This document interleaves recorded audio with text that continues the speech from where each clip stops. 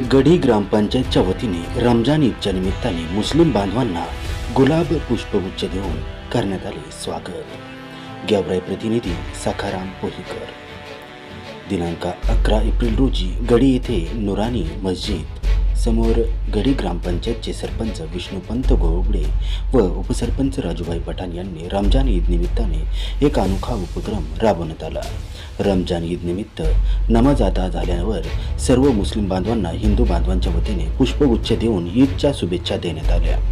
यावेळी सरपंच विष्णुपंत गोंगडे, उपसरपंच राजूभाई पठाण, ग्रामपंचायत सदस्य गहिनीनाथ उगलमुगले, श्रीचंद सिरसट, अमोल ससाने, रवींद्र मोरे, गोकुळ सिरसट, सुनील मगर, मिरगाळा ग्रामपंचायतचे ग्रामसेवक जवरे श्रीकांत सिरसट, नारायण जाधव, युवा नेते राहुल लोणकर इत्यादी पदाधिकारी व नागरिक मोठ्या संख्येने उपस्थित होते. यावेळी उपस्थितांना